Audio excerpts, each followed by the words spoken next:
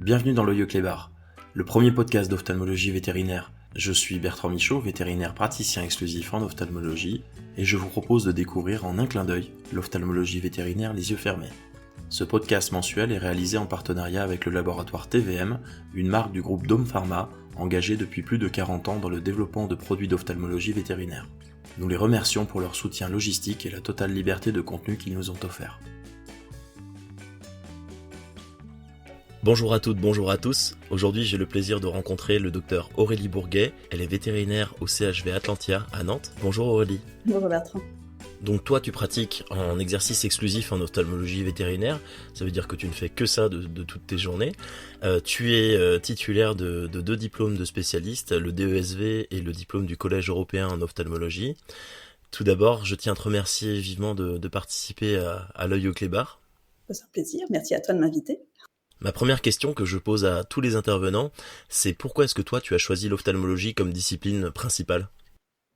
Ça, c'est lié à une petite histoire personnelle. J'avais étudiante ma petite chienne qui avait des problèmes oculaires et je l'ai présentée au professeur d'ophtalmo de l'époque en expliquant un petit peu toute ma démarche et je me suis trompée dans le diagnostic. Et ça m'a un peu vexée. Donc du coup, je me suis intéressée particulièrement à cette discipline. J'ai potassé, et puis ça me plaisait. Donc j'ai fait des stages, j'ai fait ma thèse. Puis de fil en aiguille, j'en ai fait ma métier.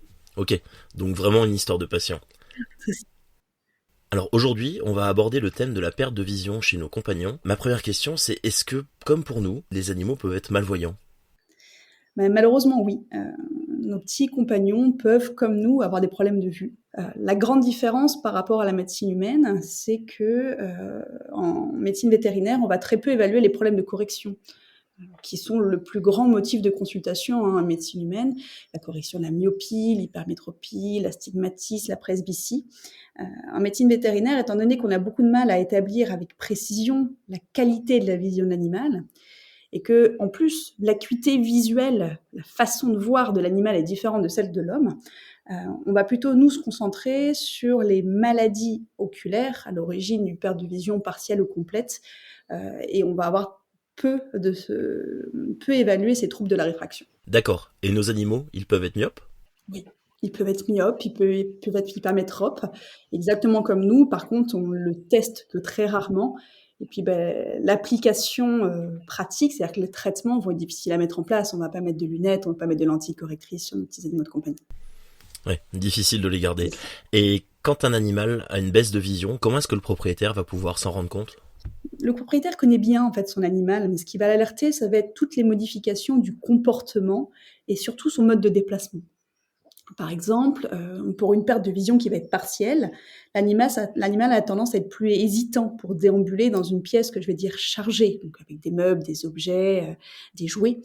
Il va avoir tendance également à trébucher de façon beaucoup plus répétée contre une marche de trottoir, marche qui montait très bien avant, et puis là, il va avoir tendance à tomber ou se la prendre quand il veut monter, chose qu'il ne faisait pas avant. Il peut également accentuer le mouvement. Quand on passe, par exemple, une porte-fenêtre, il va exagérément monter sa patte parce qu'il a du mal à apprécier la largeur, la hauteur de cet obstacle. Et ça, il ne le faisait pas au préalable. Pour tout ce qui est perte de vision complète, là, le changement est encore plus marqué. On a souvent un animal qui marche au ralenti, la tête un peu basse, en se collant à la jambe de son propriétaire ou en longeant les murs. Donc il montre une certaine hésitation, il va évidemment se cogner contre différents obstacles, un meuble, une personne, un mur, et il va avoir tendance également à exagérer un petit peu son geste et venir tâtonner devant lui comme le ferait une personne aveugle avec sa canne. Il y a par contre une chose auquel il faut faire attention, c'est le piège classique de l'animal qui connaît son environnement. Généralement, il le connaît sur le bout des griffes. Et je raconte toujours cette histoire. C'était l'histoire d'une collègue vétérinaire qui m'amène son chat un jour, qui me dit « Tiens, Aurélie, est-ce que tu peux regarder mon animal ? Je trouve qu'il se rate souvent quand il saute, il est un peu bête. » Donc moi, je regarde le chat. À la maison, dans son appartement, le chat, il jouait avec ses souris, il sautait, il se déplaçait complètement normalement. Et moi, je fais l'examen et je me rends compte que le chat, il est complètement aveugle. Et ça, c'est quelque chose qui est assez classique, notamment chez le chat, parce qu'il connaît parfaitement son environnement. Donc, parfois, on ne note une baisse de vision, voire une vision complète, qu'après avoir changé d'environnement, comme dans le cas d'un déménagement par exemple. Est-ce qu'on a tendance à voir ces symptômes plutôt la nuit, en cas de faible luminosité ? Tout dépend du type de maladie. C'est-à-dire qu'il y a des maladies pour lesquelles la perte de vision est globale, jour et nuit. Et il y a certaines maladies, notamment la dégénérescence de rétine, qui se traduit d'abord par une perte des bâtonnets, donc c'est de cellules qui sont responsables de la vision la nuit, avant d'avoir une perte des cônes qui permettent la vision le jour. Donc, ce qui se passe dans cette dégénérescence rétinienne, c'est que la perte de vision est plus marquée à l'obscurité, d'abord, donc le chien est plus hésitant à aller dehors, trébuche plus souvent dehors, et puis au fur et à mesure que la maladie progresse, la perte de vision va être complète jour et nuit. D'accord, donc si je comprends, le mieux, si on veut explorer vraiment la fonction visuelle de son animal, c'est de le regarder dans un milieu inconnu et plutôt à l'obscurité pour voir s'il a réellement en fait une baisse d'acuité visuelle, c'est ça ? Tout à fait. Et quand un propriétaire a des doutes, est-ce qu'il vaut mieux attendre de voir l'évolution de la pathologie ou est-ce qu'il vaut mieux consulter rapidement ? Je conseille toujours de consulter assez rapidement dès qu'il y a un doute sur une baisse de vision. Ça sert à rien d'attendre que la perte de vision soit complète, parce que souvent, il peut être trop tard. Quand la perte de vision est partielle, dans certains cas, on peut encore intervenir et on peut proposer différentes solutions. Solutions qu'on peut parfois proposer quand la perte de vision est complète, mais on a plus de risques que la maladie soit plus avancée et que les dégâts soient plus importants. Par contre, si on a une perte de vision brutale, donc du jour au lendemain, l'animal perd la vue, là, il faut consulter en urgence parce qu'on peut parfois rétablir la maladie, rétablir la vision, mais que si on intervient rapidement. Les propriétaires ont tendance à penser que ça atteint surtout les animaux âgés, alors est-ce que c'est une idée reçue ? Et non, ça peut arriver quel que soit l'âge du chien, parfois même dès l'ouverture des paupières. On parle alors de cécité congénitale, présente dès la naissance. Nous, l'objectif que quand les paupières sont ouvertes, mais c'est présent dès la naissance. Il y a un exemple que je cite pour ça, qui pour moi le plus parlant, c'est l'exemple des cataractes. Les cataractes, par exemple, ça peut atteindre différentes races de chiens. Et en fonction de la race qui est atteinte, on va avoir une âge d'apparition qui est variable. Par exemple, le husky, il développe souvent sa cataracte entre 1 et 2 ans, donc va être amené à être aveugle précocement. Le Jack Russell, c'est plus entre 4 et 6 ans, donc l'adulte. Le caniche, le Yorkshire, le cocker, eux, c'est des cataractes qui peuvent être beaucoup plus tardives, 8, 10 ans. Donc on voit que pour une même maladie, l'âge d'apparition varie en fonction des races. Et puis évidemment, d'une maladie à l'autre, la perte de vision change, l'âge d'apparition de la perte de vision change. Tu nous en as parlé tout à l'heure, la perte de vision, elle peut être progressive ou brutale. Moi, ma question, c'est est-ce que les pertes de vision sont forcément brutales ou est-ce que c'est pas plutôt des situations où un animal qui n'est plus très voyant devient d'un seul coup aveugle parce que forcément le propriétaire n'a pas su explorer ou voir en fait les symptômes d'évolution d'une perte de vision ? Non, alors il y a quelques maladies pour lesquelles elle est vraiment brutale du jour au lendemain. Donc, c'est des maladies rétiniennes spécifiques ou des maladies neuroptiques ou des maladies de l'encéphale. Donc là, elle peut vraiment être brutale. Mais généralement, dans la grande majorité, elle est progressive.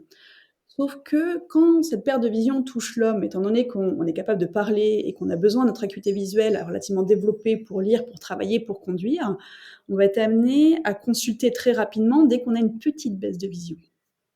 Le chien, lui, il va s'adapter très longtemps à une baisse de vision, ce qui fait que souvent cette baisse de vision partielle, elle peut, dans un grand nombre de cas, passer inaperçue. Et en fait, le propriétaire s'en rend compte quand la perte de vision bascule et devient complète. Tu nous as dit tout à l'heure que c'était difficile pour un animal de lire les petites lettres comme nous chez l'ophtalmo. Quels sont tes moyens à toi pour explorer finalement la vision de nos animaux en consultation, vu qu'ils peuvent pas te parler, ils peuvent pas dire ce qu'ils perçoivent ? C'est une très bonne question. Si tu es déjà allé chez l'ophtalmo, je pense que oui, comme nous tous, on a certainement eu ce fameux test de lecture, hein, cette petite échelle, là, c'est les chaînes de Monod ou les chaînes de Snellen en fonction du type d'échelle qu'on utilise, qui consiste à une certaine distance, lire sur cette échelle des lettres qui sont plus ou moins petites, des lettres qui sont contrastées. Et en fonction de notre capacité à aller vers les petites lettres, on détermine notre acuité visuelle, c'est-à-dire la qualité de notre vision. Il y a un deuxième test qu'on peut faire aussi, c'est le test des champs visuels. Donc on se met à l'obscurité, il y a plein de petites lumières qui s'allument et on doit déterminer si la lumière elle est en haut à gauche, en bas à droite, etc. Mais dans ces deux cas, la participation active du patient est nécessaire. En milieu vétérinaire, c'est assez clair que ces tests ne sont malheureusement pas réalisables. Malgré toute la bonne coopération de nos petits et grands animaux, ils n'ont encore jamais répondu sur les petites lettres. Ce qui rend du coup l'appréciation de la vision beaucoup plus subjective. Je dis toujours à mes patients que moi, je peux dire si leur animal voit bien, pas très bien ou pas du tout. Mais le propriétaire sera toujours beaucoup plus précis que moi pour dépister des petites modifications beaucoup plus subtiles de la vision de leur animal. Donc ça, c'est pour l'appréciation de la vision. Et puis moi, de mon côté, j'ai plusieurs tests à ma disposition pour évaluer la vision. Le premier que j'ai, c'est l'observation. Il faut apprendre à regarder l'animal, à se déplacer. Et ce petit trajet entre la salle d'attente et ma salle de consultation, il est souvent très informatif. On peut aussi corser un petit peu les choses et faire ce qu'on appelle un parcours d'obstacles, c'est-à-dire que je vais placer différents objets dans ma salle de consultation sur le chemin des objets qui vont être placés sur le chemin de l'animal et je vais évaluer sa capacité à contourner ces objets en lumière vive et à l'obscurité pour tester la vision nocturne et la vision diurne, donc à l'obscurité. Nocturne et diurne. Et puis après, il y a des examens en statique, donc sur la table de consultation.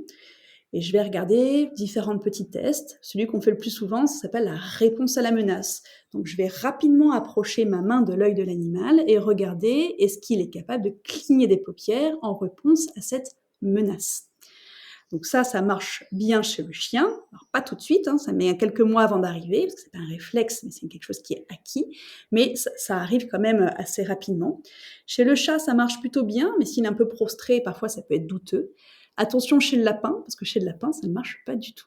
Donc cette réponse à la menace permet de voir grossièrement si le chien voit. Et puis après, il y a d'autres petits tests. Je peux lâcher une boule de coton pour voir si l'animal le suit. Je peux jouer avec un laser, ça marche bien chez le chat.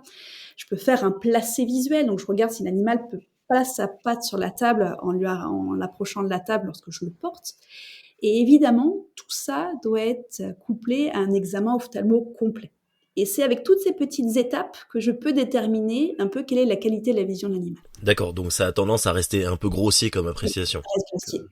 Moi personnellement, j'ai tendance à conseiller aux vétérinaires en formation de jamais tourner le dos finalement à leurs patients lorsqu'ils vont de la salle d'attente à la salle de consultation et vraiment profiter de ce moment pour marcher un peu à reculons et de regarder les interactions de l'animal avec l'environnement, quitte à demander à une assistante de placer des objets sur le chemin pour réaliser en quelque sorte en fait un parcours d'obstacles sans que le propriétaire ne soit prévenu pour pas qu'il influence justement le positionnement de son animal lors du déplacement.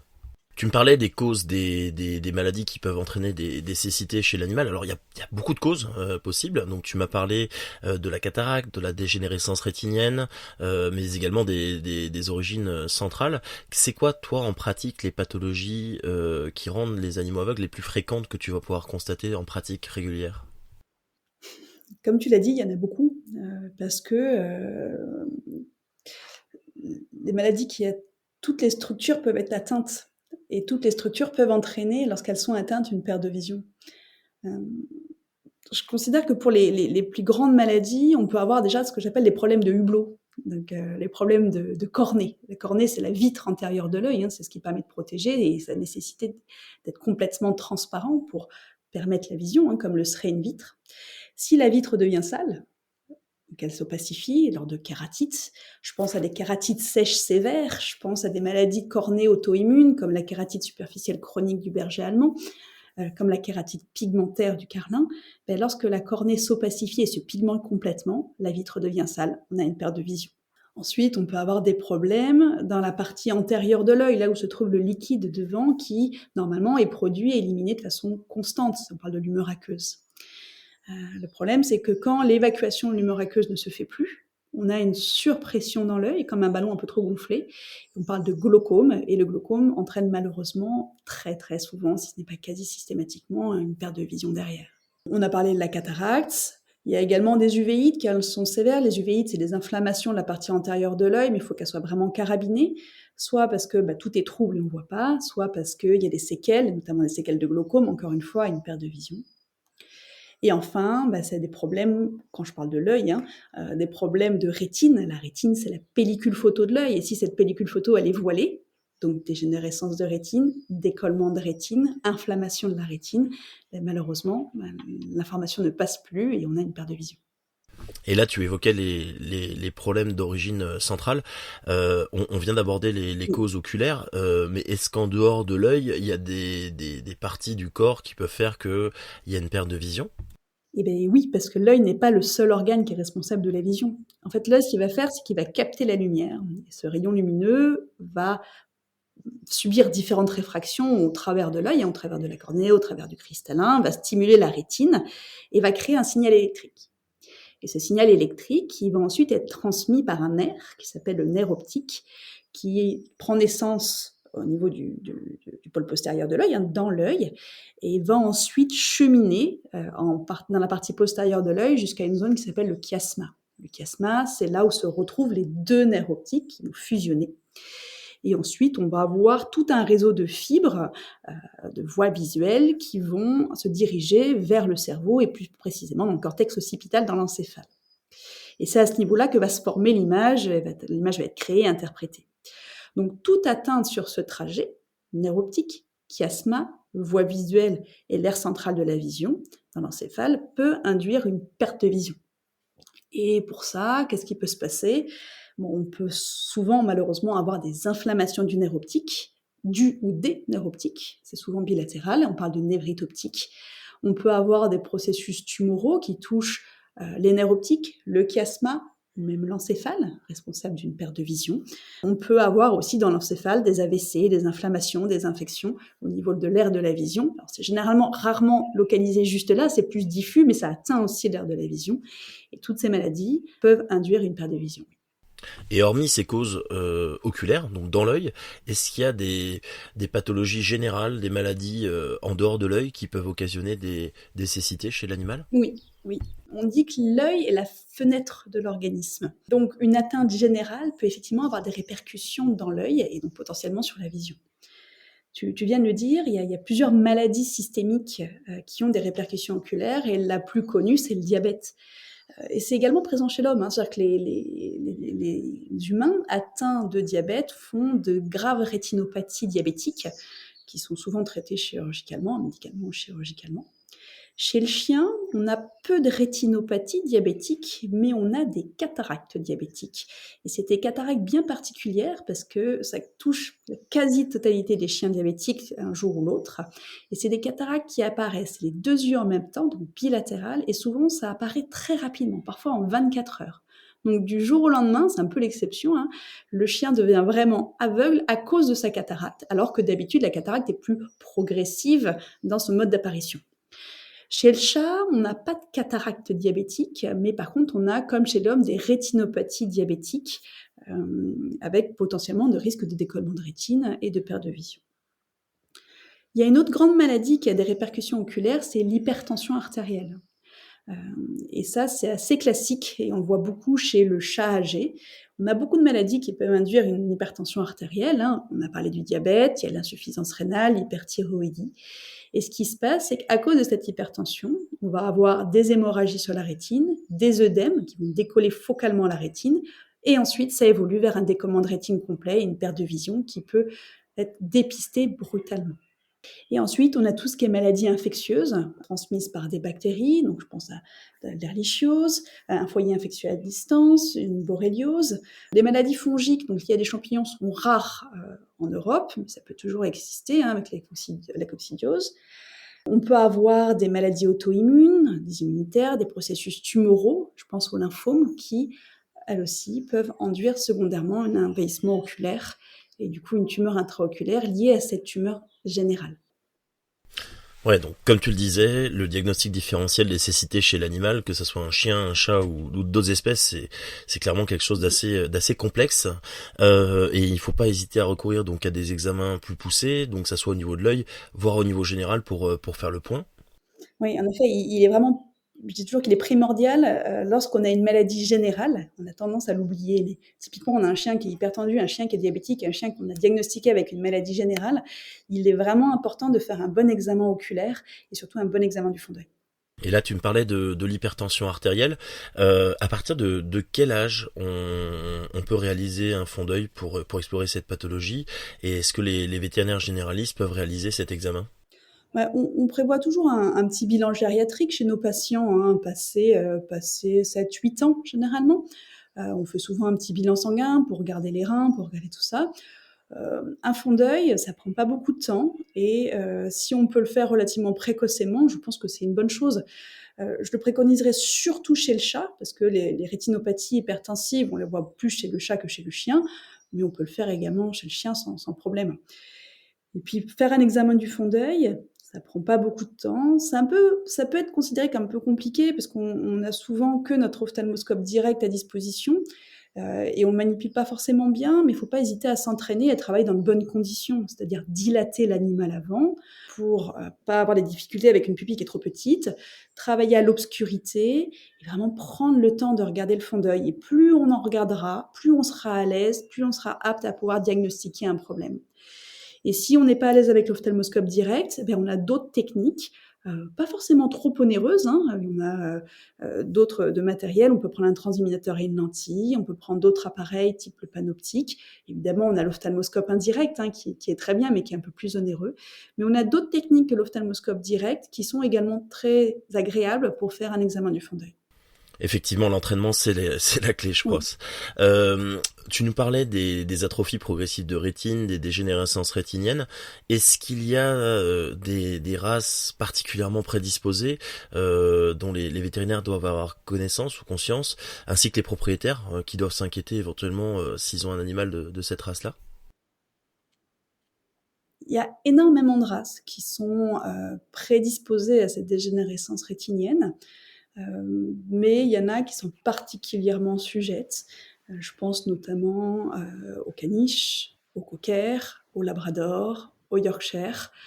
C'est des races que je vois fréquemment atteintes de dégénérescence rétinienne, mais ça ne doit pas être une liste exhaustive. Je pense que il faut plutôt que se baser sur la race, il faut se baser sur la notion de la vision, et on en a parlé tout à l'heure. Toujours poser la question comment se déplace votre animal? Est-ce que vous avez l'impression qu'il est plus hésitant le jour que la nuit? Et tout animal qui devient un petit peu hésitant la nuit doit être suspect potentiellement d'une dégénérescence rétinienne, et dans ce cas-là, il faut faire un bon examen du fond d'œil. Au-delà de cet examen du fond d'œil, est-ce qu'il y a des examens spécifiques que les vétérinaires ophtalmologues vont pouvoir mettre en place pour explorer la fonction rétinienne? Oui.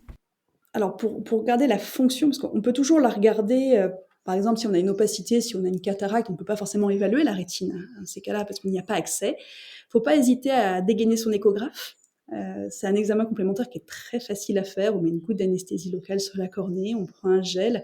Ça peut être le gel de l'échographe standard. Moi, j'utilise un gel à queue stérile parce que j'en fais beaucoup. Mais on peut utiliser n'importe quel gel. On pose directement la sonde sur la cornée, anesthésier l'animal. Et on voit très bien les structures intraoculaires avec une sonde linéaire, avec une résolution classique. Et ça permet d'apprécier la rétine. Enfin, la rétine, normalement, on ne doit pas la voir. On ne différencie pas ni sclère, ni choroïde, ni rétine dans le segment postérieur. Mais si on a cette fameuse image en aile de mouette, là déjà, ça peut orienter vers un décollement de rétine et se dire ce chien-là n'est pas un bon candidat à la chirurgie de cataracte parce que malheureusement, même si je rapporte de la transparence, je ne rapporterai pas de la vision. Sauf chirurgie de rétine, évidemment. Donc ça, c'est la première appréciation qu'on peut avoir. Mais pour regarder la fonctionnalité de la rétine, il existe un examen qui s'appelle l'électrorétinogramme.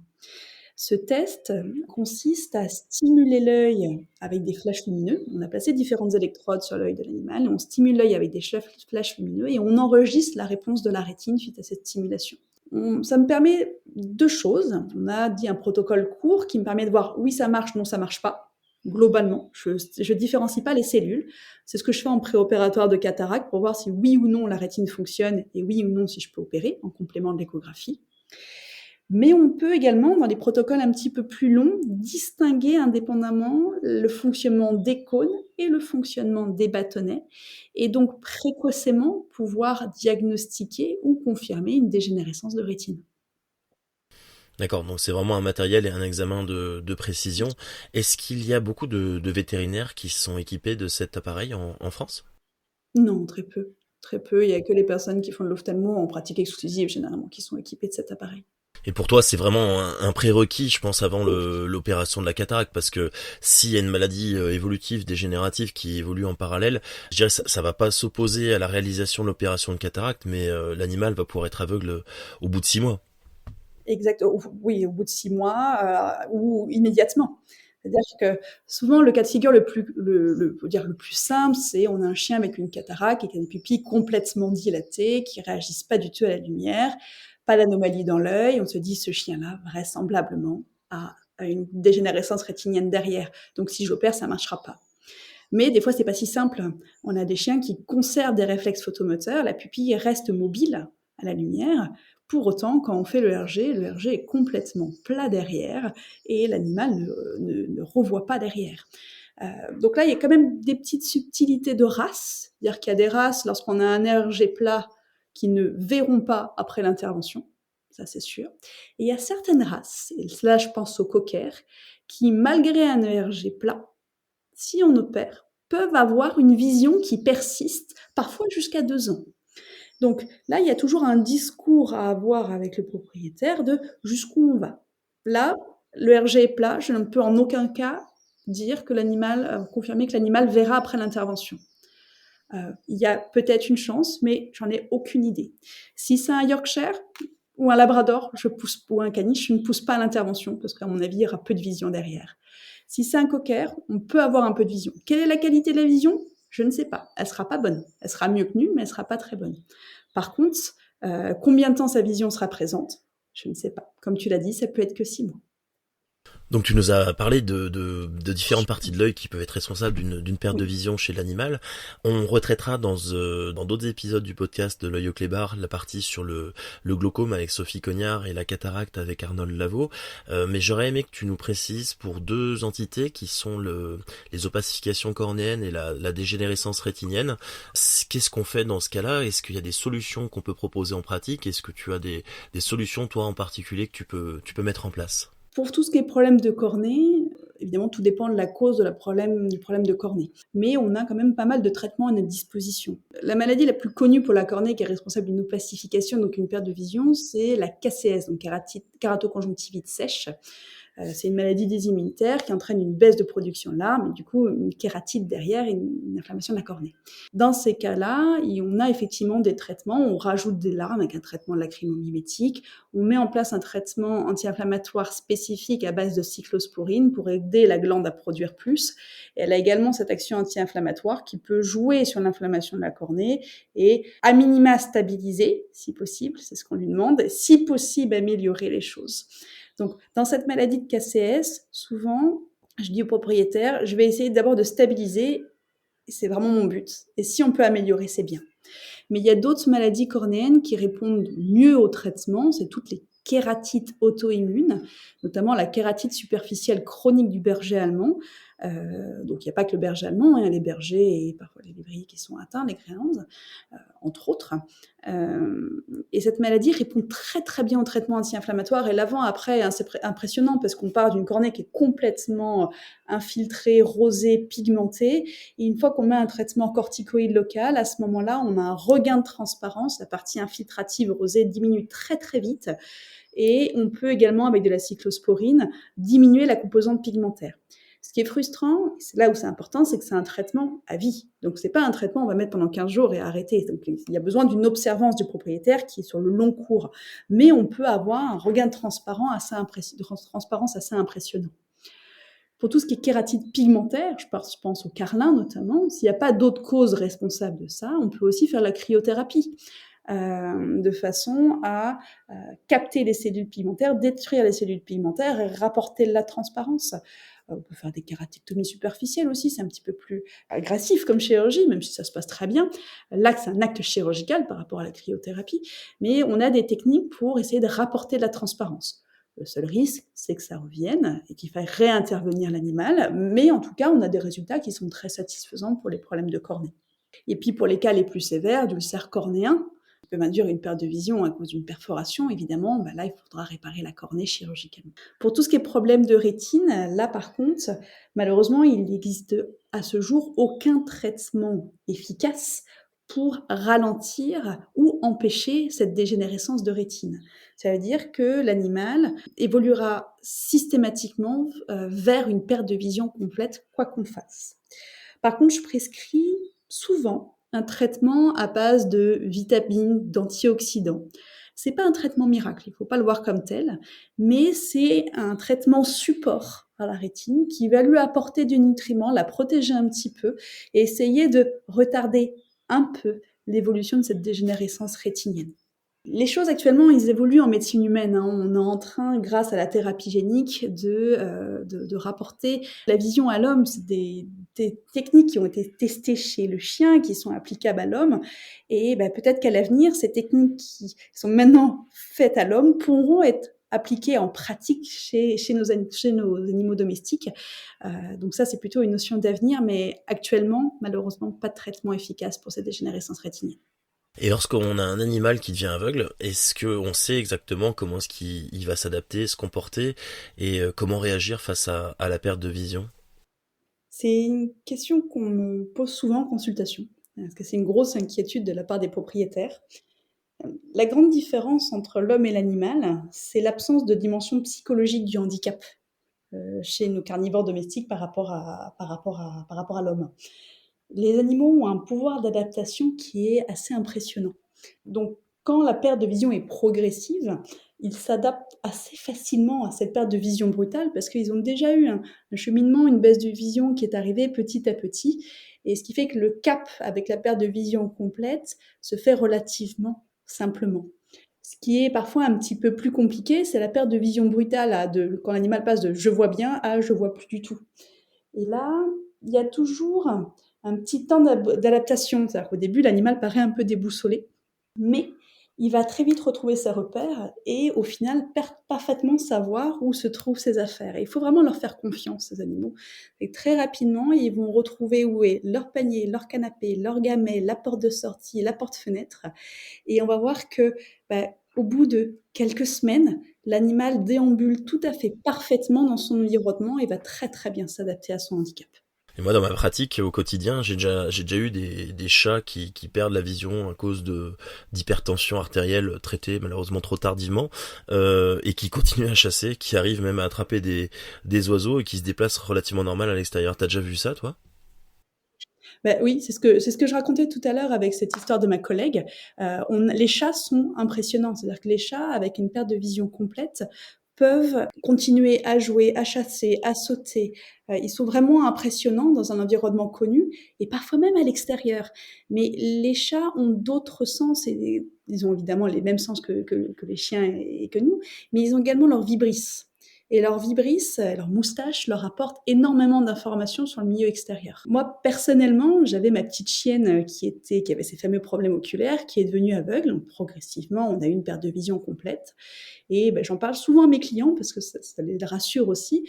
Ma petite chienne avait une qualité de vie qui était tout à fait correcte. Elle continuait à jouer, elle continuait à se gratter le dos sur le tapis, elle continuait à aller à la plage et sa bonne humeur et sa qualité de vie a été conservée tout au long de sa vie. Elle a vécu jusqu'à 16 ans très très bien. Pour les chiens en particulier, est-ce qu'il existe des dispositifs je dirais, qui leur facilitent la vie, qui évitent qu'ils se cognent ou qui permettent de mieux appréhender le milieu extérieur? Il y a plein de petits trucs que je donne aux propriétaires en fin de consultation pour aider l'animal, mais également pour gérer un animal aveugle. Parce qu'il y a des trucs pour l'animal, mais il y a aussi une prise en charge globale qu'il faut faire. La première chose que je conseille, c'est d'éviter de déménager tous les 4 matins et surtout, bon, parfois on est amené à déménager et on va pas s'empêcher de déménager parce que le chien est aveugle, mais en tout cas limiter le changement des meubles au sein du domicile. Parce que le chien s'est adapté, il sait très bien où sont les objets.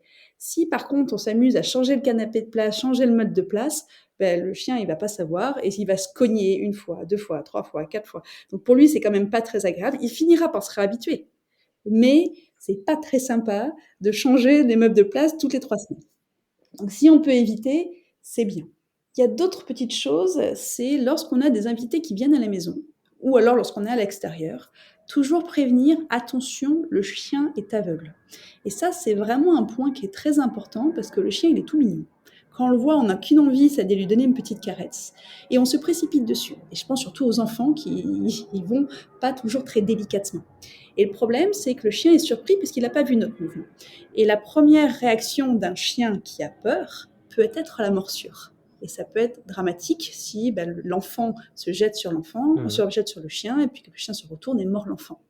Donc toujours préciser, attention, les chiens est aveugle, de façon à ce que quand on doit l'aborder, on prévient l'animal, on l'appelle, on le touche délicatement, et après, on peut, une fois qu'il est préparé, on peut vraiment venir le caresser. C'est vraiment quelque chose qui est important. J'ai vu une cliente qui avait fait ça et je trouve que c'est une très bonne idée. Elle avait mis un petit harnais à scratch là. Elle avait mis sur le scratch animal aveugle. Et je pense que c'est vraiment bien parce que c'est écrit noir sur blanc. Certains mettent un petit nœud sur la laisse, mais au final, à part un nombre restreint de personnes, personne ne connaît le code. Écrire noir sur blanc, le chien est aveugle, ok, on va avoir beaucoup de questions, mais au moins les gens à l'extérieur seront plus précautionneux vis-à-vis de l'abord du chien. C'est un peu comme la canne blanche chez l'humain finalement. Exactement ça, parce que malheureusement, on peut pas de chien guide d'aveugle pour nos chiens guides d'aveugle. Attention également aux piscines. Les piscines sont un vrai piège à chien aveugle. Alors, c'est déjà un piège pour les chiens, mais pour un chien aveugle, c'est pire que tout. Alors, piscine, mare et toutes choses équivalentes, parce qu'en fait, le chien ne va pas voir la piscine, va tomber dans l'eau et il sera incapable d'en ressortir et c'est la noyade assurée. Donc, faites vraiment très, très attention à ça, parce que ça peut malheureusement leur être fatal. Dans la même genre d'idée, attention aux libertés aussi, parce qu'un chien qui devient aveugle pouvait avoir avant le meilleur rappel du monde, sauf que quand l'animal devient aveugle, on peut avoir la crise panique du chien aveugle. C'est-à-dire qu'un chien qui allait très bien, il n'y avait jamais de souci, puis tout d'un coup, il entend au loin un coup de fusil, prend peur et court. Et il court, il peut courir vers la mer, il peut courir vers la route, et parfois on ne peut pas le rappeler. Donc, attention à la liberté. Et si vous avez un doute et que vous voulez quand même lâcher votre chien, et ça, je peux tout à fait l'entendre, mais mettez une grande longe de façon à pouvoir rattraper l'animal si jamais il part en courant. Et ensuite, les aides pour l'animal. Il existe des dispositifs, des sonars, par exemple. Il existe également des arceaux métalliques que l'on place sur le dos et il y a tout l'arceau qui est devant l'animal. Comme ça, l'animal, quand il se cogne, il va être amené à d'abord cogner l'arceau avant de se cogner lui. Je suis mitigée quant à ces aides-là parce que, encore une fois, l'animal s'adapte très bien à sa cécité et va être tout à fait capable d'évaluer son environnement. Et ces aides-là, notamment l'arceau, fait qu'il va pas forcément ça va peut-être le retarder dans son cheminement d'adaptation. C'est-à-dire qu'il se cogne en permanence et il est moins à même à retrouver les obstacles. Donc je ne suis pas sûre que ce soit vraiment une bonne idée. Le sonar, à la limite, pourquoi pas? Parce qu'il va être amené à entendre le bruit, peut-être anticiper. C'est ce qu'on fait et ce que je conseille aux propriétaires lorsqu'ils sont en balade, c'est de dire à l'animal stop ou donner des ordres simples pour dire là il va y avoir un trottoir, là il va y avoir un poteau. Je pense que là le propriétaire a un rôle primordial en balade pour prévenir l'animal et lui donner des ordres simples pour qu'il puisse s'adapter. Le sonar reproduit un petit peu ça. Pourquoi pas? Pourquoi pas? Il y a une autre technique qui est assez simple aussi, c'est de faire un petit chemin dans la maison en tapis. J'avais des clients qui faisaient ça, ils avaient une maison en carrelage et ils avaient fait une petite ligne de tapis. Et du coup, au toucher, le chien se repérait et savait comment aller d'une pièce A à une pièce B. Et on constate souvent que, je dirais que l'animal est plus à l'écoute de son propriétaire, que la parole rentre encore plus dans le relationnel entre l'animal et le propriétaire. Moi, j'ai tendance à aussi conseiller l'utilisation de clickers, ces petits cliquets qui émettent des sons, qui vont permettre de rappeler un peu à l'ordre l'animal, en fait, s'il y a un danger ou pour attirer son attention en particulier, particulièrement s'il est hors de portée du propriétaire. Oui, c'est une bonne idée. Alors chez l'homme, on sait qu'il y a des chiens guides d'aveugles. La question moi qui revient souvent, c'est le thème du podcast aujourd'hui. Est-ce qu'il y a des chiens guides pour chiens aveugles? Est-ce que tu penses, comme certains particuliers qui vont me poser la question, docteur, si je prends un second chien, est-ce que je vais pouvoir l'attacher au premier ou est-ce qu'il va pouvoir servir de guide, de poisson pilote un peu pour mon chien? Est-ce que toi, de ton ressenti, ça peut présenter un avantage pour l'animal aveugle?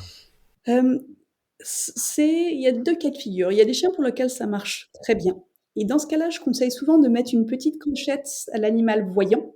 Comme ça, l'animal aveugle peut suivre le chien à l'ouïe également et on voit alors souvent ils naviguent par 2 ou par 3 et ils se suivent et je pense que c'est bien. Chez le cheval, on le fait beaucoup. Et ça marche très bien chez le cheval, d'avoir un cheval guide. Donc on met un cheval voyant dans le pré et ils se suivent l'un et l'autre. Donc ça, dans ces cas de figure-là, c'est très bien. Par contre, ça dépend du caractère du chien. Parce que lorsque le deuxième chien est un peu ronchon et se fait rentrer dedans systématiquement par le chien aveugle, ça peut aussi provoquer des conflits. Donc oui et non, ça dépend vraiment du caractère du chien. Ouais, donc c'est relativement variable. Clairement, le propriétaire, qu'est-ce qu'il va pouvoir réaliser ou adapter dans son environnement, etc., ses agissements par rapport à cet animal qui est devenu aveugle? Bah, ce qu'il peut faire, c'est l'encadrer dans son handicap. C'est-à-dire lui parler, lui donner des ordres simples, de façon à ce qu'on puisse anticiper les chocs, on puisse anticiper les chutes, parce que c'est ça qui peut blesser l'animal. Il peut éviter de changer son environnement, donc le garder dans un environnement connu pour que l'animal soit en confiance, et puis gérer toute la partie médicale pour essayer, si la cécité n'est pas complète, de la ralentir au maximum. Et pour les vétérinaires qui nous écoutent, quel conseil, toi, tu vas leur donner quand ils sont face à un animal qui a une baisse d'acuité visuelle ou carrément une cécité brutale et qui sont pas forcément confortables avec l'examen ophtalmo? L'ophtalmo, c'est une discipline qui déstabilise beaucoup parce qu'on reste persuadé que pour faire de l'ophtalmo, il faut énormément d'équipement. Or, c'est pas vrai. Je pense que le premier conseil que je donnerais à ces vétérinaires, c'est, 1, de se raccrocher à l'anatomie. Donc ça, c'est vraiment quelque chose qu'il faut connaître, mais elle est pas très compliquée en ophtalmo. Et ensuite, apprendre malgré tout à faire un examen. Et pour faire un bon examen, il y a besoin d'un transvinimateur et d'un ophtalmoscope direct. Et plus on en fait, plus on sera à l'aise. Donc il faut vraiment se discipliner à essayer de faire méticuleusement, de façon exhaustive, un examen ophtalmo et à apprendre à le faire. Et une fois qu'on le fait, se forcer à le faire toujours de la même façon.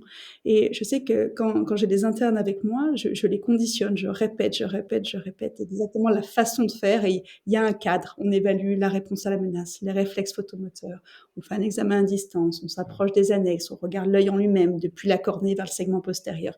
Et je détaille chaque étape de façon à ce que quand le clinicien, quand l'interne fait l'examen, dès qu'il y a quelque chose qui choque, la cornée, tiens, elle n'est pas lisse, brillante, transparente chez ces animaux, elle est un petit peu opaque. Ah, là, il y a un problème. Et du coup, ça permet de donner un cadre. Et ça, c'est vraiment important. Et ce qui est également important, c'est de garder en tête que toutes les baisses de vision ne sont pas irréversibles et qu'il y a un bon diagnostic peut permettre à un patient de récupérer la vision et qu'il n'y a parfois rien de définitif. Et j'entends encore des discussions de vétérinaires qui disent « Ah, le chien, il a une cataracte, on ne peut rien faire ». Eh bien, pas toujours. On peut vraiment faire quelque chose. Et justement, cette chirurgie de cataracte, pour moi, elle est vraiment assez impressionnante parce qu'on rapporte du jour au lendemain la vision à un animal qui l'avait complètement perdu. Et dernière question, question que je pose aussi à chaque fois, à chaque intervenant, c'est quoi l'animal le plus original que tu aies pu opérer de cataracte? Alors, évidemment, la principale chirurgie que je fais, c'est sur le chien et sur le chat. Le plus original, c'est que j'ai opéré un poisson Napoléon. Donc c'est un poisson qui fait 30 kilos, qui est originaire des mers d'Australie, enfin pas de d'Australie, mais autour de l'Australie. Et ce poisson était dans un aquarium et présentait une cataracte des 2 côtés et ne naviguait plus du tout. Donc il avait dû être isolé, il y avait un vrai impact sur sa qualité de vie. C'est pour ça qu'on a pris la décision d'opérer l'animal. C'était pour essayer de lui rapporter une qualité de vie suffisante et de pouvoir le remettre avec ses congénères dans le bassin principal. Et c'était une expérience incroyable parce qu'on a dû sortir le poisson de l'eau, faire une anesthésie assez incroyable en dehors de l'eau et continuer à le garder irrigué pendant que je faisais l'intervention qui a duré quand même 1h30 pour les 2 côtés parce que il fallait faire les examens complémentaires, parce qu'il fallait stabiliser le poisson. Donc pendant 1h30, le poisson est resté hors de l'eau et ça, c'était assez impressionnant. J'imagine. Aurélie, un grand merci à toi en tout cas pour ton intervention. Je pense que ce podcast aura ravi les auditeurs, que ce qu'ils soient vétérinaires ou propriétaires d'animal. Je rappelle à nos auditeurs qui peuvent te retrouver au centre hospitalier Atlantia à Nantes. Tu n'es pas seul d'ailleurs dans le service, vous êtes plusieurs ophtalmos. Donc le docteur Aurélie Bourguet qui nous a fait le plaisir d'intervenir aujourd'hui. Encore un énorme merci et à bientôt Aurélie. Merci à toi, à bientôt. Aujourd'hui, on a vu avec Aurélie Bourguet que nos animaux peuvent eux aussi devenir aveugles, et pas forcément en vieillissant. L'évolution peut être rapide ou lente, mais le propriétaire s'en rend souvent compte tardivement, ce qui complique la prise en charge thérapeutique. Le vétérinaire peut réaliser différents examens pour apprécier la vision animale, mais aucun test ne permet d'apprécier l'acuité visuelle chez nos compagnons. Les vétérinaires ophtalmos peuvent néanmoins réaliser des examens fonctionnels de la rétine pour apprécier le fonctionnement des cellules qui perçoivent la lumière, on les appelle les photorécepteurs. De nombreuses maladies oculaires et extra-oculaires peuvent entraîner une cécité. Ces atteintes peuvent perturber la transparence des milieux de l'œil, empêchant la lumière d'atteindre la rétine, mais elles peuvent également atteindre la rétine via des processus dégénératifs ou hypertensifs. Des maladies générales peuvent rendre aveugles nos compagnons, comme le diabète ou l'hypertension artérielle. Enfin, des causes dites extra-oculaires peuvent entraîner une perte soudaine de la vue lors d'affections neurologiques centrales par exemple. La prise en charge de la cécité passe par un dépistage précoce et un traitement étiologique lorsqu'il est possible. Si l'animal ne recouvre pas la vue, il pourra s'adapter en développant d'autres sens comme l'odorat et l'ouïe pour compenser la perte de vision. On pourra équiper son animal de systèmes de protection pour éviter les chocs et surtout ne changer jamais l'environnement d'un animal aveugle au risque de le désorienter totalement. On se retrouve le mois prochain avec Simon Privat, alias Bodo pour les intimes, qui nous parlera de l'hyperpigmentation irienne chez le chat. Parce que quand votre chat vous jette un regard noir, ça peut être dangereux aussi pour lui. Pour être sûr de ne pas rater les prochains épisodes de l'Œil Clébard, pensez à vous abonner sur votre plateforme d'écoute et pour aller encore plus loin, rendez-vous sur visionanimal.fr.